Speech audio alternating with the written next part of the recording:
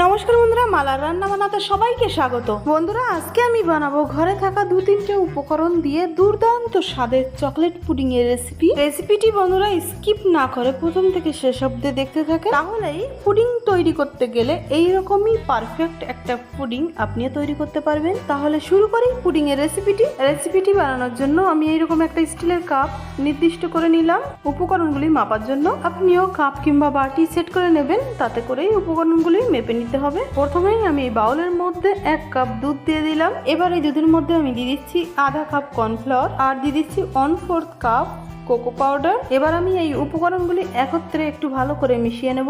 মিক্সারটা যখন ভালোভাবে মেশানো হয়ে যাবে তখন আমি এটাকে একটু সাইডে রেখে দেবো। এবার চলে যাচ্ছি, এবার আমি গ্যাসের ফ্লেম অন করে একটা কড়াইতে 2 কাপ দুধ দিয়ে দেবো। তারপরে এর মধ্যে আমি দিয়ে দিচ্ছি আধা কাপের মতো চিনি। এখানে মিষ্টির পরিমাণটা নিজের পছন্দ মতন কম কিংবা একটু বেশি দিতে পারেন। এবারে এই দুধ আর চিনি জাল করতে করতে চিনিটা যখন ভালোভাবে গলে যাবে তখন আমি আগে থেকে যে কোকো কর্নফ্লাওয়ারের মিশ্রণ তৈরি করে রেখেছিলাম সেটা এই দুধের মধ্যে ঢেলে দেবো। আর এটা কিন্তু সঙ্গে সঙ্গে এরকম নাড়াচাড়াতে থাকতে হবে, মিশ্রণটা ঢালতে হবে এবং সঙ্গে সঙ্গে নাড়াচাড়া করতে হবে, তা না হলে কিন্তু নিচে দিয়ে লেগে যাবে। এইরকম ভাবে অনবরত নাড়াতে ছাড়াতে দেখা যাবে মিনিটের মধ্যে কিন্তু এই মিশ্রণটি অনেকটা গাঢ় হয়ে গেছে। গ্যাসের ফ্লেম কিন্তু লোতে রাখতে হবে। এইভাবে নাড়াতে ছাড়াতে 3 মিনিটের মতন রান্না করে নিতে হবে। এই মিশ্রণের মধ্যে আমি 1 চামচের মতন বাটার দিয়ে দিচ্ছি।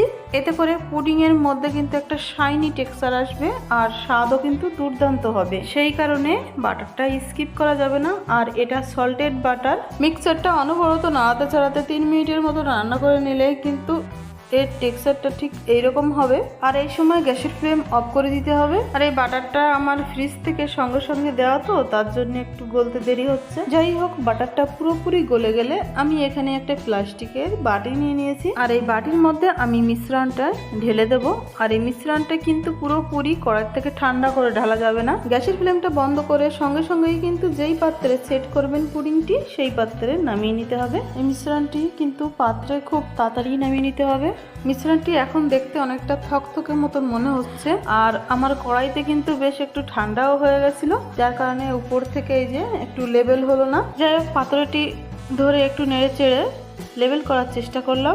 এবার আমি এই পুডিংটি বাইরেই রেখে দেবো 1 ঘন্টার জন্য। পুডিংটি যখন ভালোভাবে ঠান্ডা হয়ে যাবে তখন আমি আবার 1 ঘন্টার জন্য ফ্রিজে রেখে দিয়েছিলাম। তারপরে আমি এই পুডিংটি ডিমোল্ড করলাম। আর এই পুডিংটা দেখতে যতটা সুন্দর, খেতে কিন্তু অনেক বেশি লোভনীয়। আর এর উপর থেকে আমি দিয়ে দিলাম কোকো পাউডার।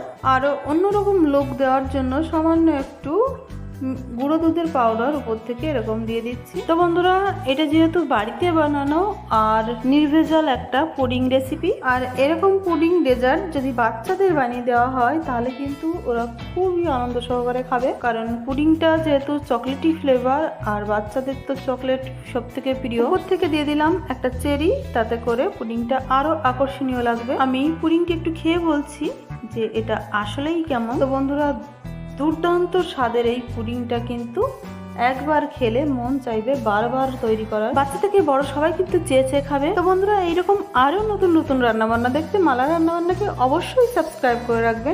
খুব ভালো থাকবেন, সুস্থ থাকবেন।